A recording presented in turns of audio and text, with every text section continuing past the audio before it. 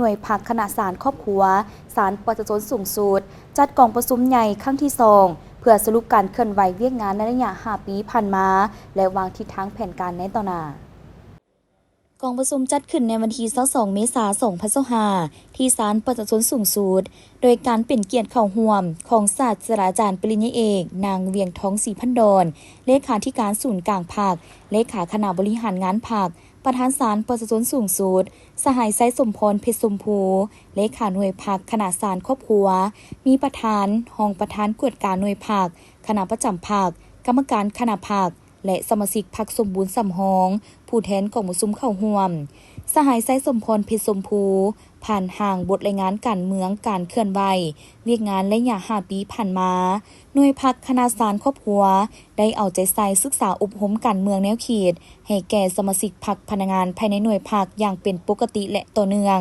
โดยถือเอาเวียกงานดังกล่าวสอนห้อยเข้าในทุกกวงเขตเวียกงานนำพาคนครัวเสื่อมซึมแนวทางนโยบายมติคำสั่งคำแนะนำของพรรคด้านเวียกงานวิสาสพ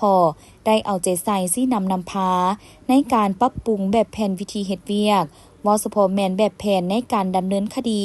ด้วยหลายรูปแบบหลายวิธีอย่างต่อเนื่องเรียนติดโดยแต่ละเดือนแม่นได้มีการวางแผนติดตามสุกโยกวดกาสรุปตีราคาและทอดถอนบทเรียนในการจัดตั้งปฏิบัติเพื่อซอกหาสาเหตุที่พาให้มีจุดดีจุดอ่อนและข้อคงค้างเฮ็ดให้การดำเนินคดีรับประกันได้ความถูกต้องทางด้านกฎหมายและความเป็นจริงในใส่รับประกันการแก้ไขคดีให้ทันตามกำหนดเวลาและบรรลุขั้นหมายที่วางไว้ซึ่งแสดงออก5 ปีผ่านมา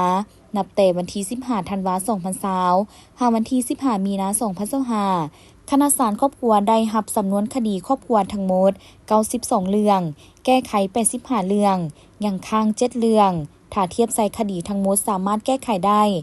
92.39 ส่วนห้อยนอกนี้คณะศาลครอบครัวยังได้ช่วยคณะศาลอาญาคนครัวและพิพากษาคดีอาญาได้38 เรื่องคนครัวและพิพากษาคดีแพ่งได้82 เรื่องยังค้าง6 เรื่องช่วยคณะศาลการค้าคนครัวและพิพากษาคดีได้5 เรื่องช่วยคณะศาลแห่งงานคนครัวและพิพากษาได้1 เรื่องสำหรับทิศทางแผนการในต่อหน้าแม้นจะสืบต่อเพิ่มทวีความสามารถนำพาของคณะหน่วยภาคเพื่อยกสูงประสิทธิภาพและประสิทธิผลในการปฏิบัติหน้าที่เวียกงานตามระเบียบภาคกฎหมายสอดคล้องตามแผนพัฒนาระบบศาลประชาชน5 ปีครั้งที่5ก็คือแผนพัฒนาคณะศาลครอบครัว5 ปีสืบต่อเอาใจใส่หันเปลี่ยนใหม่ที่ตั้งหน้าในการดำเนินคดีเพื่อจัดตั้งปฏิบัติหน้าที่ตามพระบทบาทความรับผิดชอบให้ดีกว่าเก่า